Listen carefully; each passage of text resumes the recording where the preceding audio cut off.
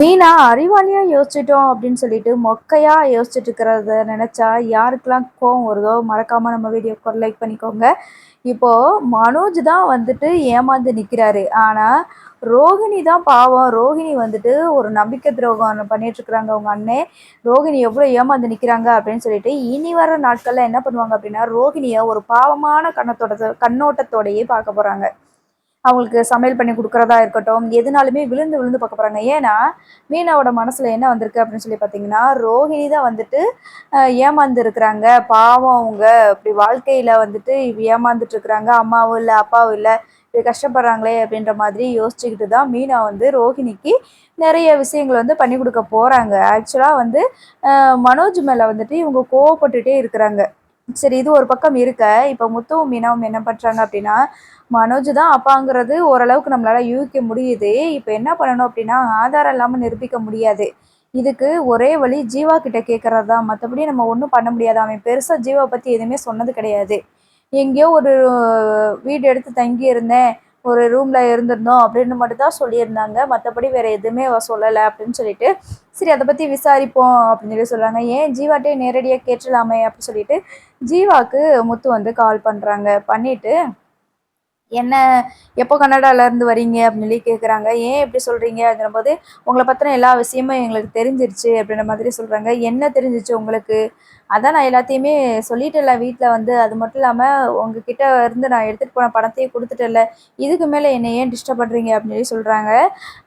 நீங்கள் video call பேசும்போது நான் பார்த்தேன், நாங்களாம் பார்த்துட்டோம் அப்படின்ற மாதிரி சொல்கிறாங்க. வீடியோ காலாக எதுக்கு பேசுகிறேன்? இனிமேல் நீங்கள் வந்து நடிக்கவே முடியாது. உங்களுக்கும் மனோஜுக்கும் இருக்கிற ரிலேஷன்ஷிப் இருந்திருக்கு. அதில் வந்து நீங்கள் ப்ரெக்னென்ட் ஆகிருக்கீங்க, கரெக்டு தானே அப்படின்னா ஆமாம் ப்ரெக்னென்ட் ஆனேன் அப்படின்ற மாதிரி சொல்லிடுறாங்க. ஆக்சுவலாக வந்து ஒருக்க வந்து நான் ப்ரெக்னெண்ட்டாக இருக்கேன் அப்படின்னு சொல்லிட்டு மனோஜ் கிட்ட வந்து சொல்லி ஏமாற்றிருப்பாங்க. அதனால் அவங்க சொல்கிறாங்க, ஆமாம் என்னோடய வாழ்க்கையை தொலைச்சிட்டேன் அவன்கிட்ட, அதனால தான் நான் வந்து பணத்தை எடுத்துகிட்டு போனேன். அது மட்டும் இல்லாமல் ரோகிணியை பழி வாங்குறதுக்கு தான் நான் திருப்பி வந்து உங்கள்கிட்ட வந்து எல்லா உண்மையும் சொன்னேன் அப்படின்ற மாதிரியே சொல்கிறாங்க. ரோகிணி தான் வந்து என்னைய பிளாக்மெயில் பண்ணி 27 லட்சத்து வட்டியோடு சேர்ந்து 30 லட்சமாக வாங்க பிளான் பண்ணாங்க. உங்கள் அண்ணனா இந்த பணத்தை அப்படியே விட்டுருப்பாங்க. ஏன்னா அவங்களுக்கு தெரியும் அவங்க கூட நான் வாழ்ந்திருக்கேன், கன்சீவாக இருக்கேன் அப்படிங்கிறது வந்து அவங்களுக்கு தெரியும். அதனால் அந்த பணத்தை அவங்க வாங்குறதுக்கு ட்ரை பண்ணியிருக்க மாட்டாங்க. இந்த ரோஹிணி தான் வந்து வாங்குறதுக்கு ட்ரை பண்ணாங்க. அவங்க பார்லருக்கு நான் போயிட்டேன், தெரியாமல் போயிட்டேன். அப்போது வந்துட்டு என்கிட்ட என்னோடய ஃபோட்டோவை பார்த்துருப்பாங்க போல இருக்குது. என்னைய ஸ்டேஷனில் கம்ப்ளைண்ட் பண்ணி அந்த படத்தெல்லாம் வாங்கிட்டாங்க. ஆனால் மனோஜ் வந்து கேட்கவே இல்லை. அவன் என்றைக்கோ என்னை தேடி கண்டுபிடிச்சிருந்துருக்கலாம். ஆனால் ஒரு தடவை கூட இந்த மாதிரி என்னை காணோன்னு சொல்லிட்டு என்னை தேடி அவன் ட்ரை பண்ணதாக கூட எனக்கு எனக்கு நியூஸ் வரல அப்படின்ற மாதிரியே சொல்கிறாங்க. இது போதும், கண்டிப்பாக உங்களுக்கு ஒரு நாள் நீங்கள் வரணும், கண்டிப்பாக நீங்கள் வந்து சில உண்மைகள்லாம் சொல்லணும் அப்படின்னு சொல்லிட்டு மட்டும் சொல்லிட்டு இருக்கிறாங்க. என்ன உண்மையை சொல்லணும் அப்படின்னு சொல்லி சொல்லும்போது தான், உங்களுக்கு பிறந்த பையன் இருக்கான்ல அப்படின்னு சொல்லி சொல்லும்போது, என்னடா இது புது ட்விஸ்ட்டாக இருக்குது, எல்லாமே எங்களுக்கு தெரியும். நீங்கள் உங்களுக்கு பிறந்த பையன் தானே கிறிஷு, அவனை தானே நீங்கள் இந்த மாதிரி ஸ்கூலில் சேர்த்து வச்சுக்கிறீங்க அப்படின்ற மாதிரி சொல்கிறாங்க. அப்போ தான் ஓகே, இது ஏதோ பிரார்த்தனை நடந்துட்டுருக்குது, என்னமோ நடக்குது. நம்மளை ஏமாற்றிட்டு போனால, நம்ம கிட்டேருந்து காசெல்லாம் அடிச்சுட்டு போனோம்ல, இவங்களுக்கு ஏதாவது ஒரு பாடம் கற்பிக்கணும் அப்படின்னு சொல்லும்போது தான், என்ன முத்து சொல்கிறீங்க, நீங்கள் எதோ சொல்கிறீங்க, எனக்கு ஒன்றும் புரியல அப்படின்னு சொல்லிட்டு ஜீவா சொல்கிறாங்க. இல்லை எங்களுக்கு எல்லாமே தெளிவாக தெரிஞ்சிருச்சு, மனோஜுக்கும் உங்களுக்கும் ஒரு பையன் இருக்கான், அவன் பேர் தான் கிறிஷு, இந்த மாதிரி அவனுக்கு 7 வயசு ஆயிடுச்சு, ஸ்கூலில் படிச்சுட்ருக்கான் அப்படின்ற மாதிரி சொல்கிறாங்க. இது என்னடா புதுசாக சொல்கிறாங்களே ஒன்று அப்படின்னு சொல்லிட்டு நான் எதுனாலும் நேரில் வந்து பேசுகிறேன் அப்படின்னு சொல்லி சொல்கிறாங்க. அப்போ தான் வந்துட்டு முத்து ஃபோனை கட் பண்ணிவிட்டு மீனா கிட்ட சொல்கிறாங்க, பாத்தியா நம்ம கிறிஷோட பேச்சு எடுக்கவுமே அவங்க தடுமாறுறாங்க பாத்தியா, நீ சொன்னது கரெக்டு தான், இது மனோஜுக்கும் ஜீவாவுக்கும் பிறந்த பையன்தான் அப்படின்ற மாதிரி சொல்லிடுறாங்க.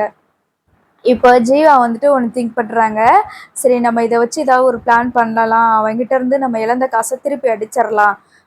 இது வந்து கண்டிப்பாக மனோஜுக்கும் எனக்கும் குழந்தை பிறக்கவே இல்லை, எனக்கு தெரிஞ்சு இந்த ரோஹிணி தான் ஏதாவது ஒரு ஃப்ராட் தனம் பண்ணியிருக்குமோ, அதனால் அவங்கள பற்றி நம்ம விசாரிப்போம், விசாரிச்சுட்டு என்னன்னாலும் நம்ம செஞ்சுக்கலாம். ஆனால் இப்போதைக்கு இந்த விஷயத்த முத்துக்கிட்ட நம்ம வந்து மூடி மறைக்கிற மாதிரியே இருக்கட்டும். ஒரு நேரம் வரும் கண்டிப்பாக, நம்ம இழந்த பணத்தை 30 லட்சத்தை திருப்பி நம்ம ரோகிணியவோ இல்லைன்னா மனோஜையோ பிளாக்மெயில் பண்ணி நம்ம அந்த பணத்தை நம்ம வாங்கிடலாம் அப்படின்ற மாதிரி சொல்லிட்டு இருக்கிறாங்க. சரி என்ன நடக்குதுன்னு பார்ப்போம். ஆனால் மனோஜுக்கும் நம்மளும் ஒரு ஒரு வருஷம் தானே ரிலேஷன்ஷிப்பில் இருந்திருப்போம், 7 வயசு பையன் இருக்கிறதா சொல்லியிருக்கிறாங்களே, அப்போ மனோஜுக்கு பிறந்த பையனா இருக்கிறதுக்கு வாய்ப்பே கிடையாது. இதில் வேறு ஏதோ விஷயம் இருக்குது, கூடிய சீக்கிரம் இதை பற்றி நம்ம கண்டுபிடிக்கணும் அப்படின்னு சொல்லிட்டு ஜீவாவும் பிளான் பண்ணுறாங்க.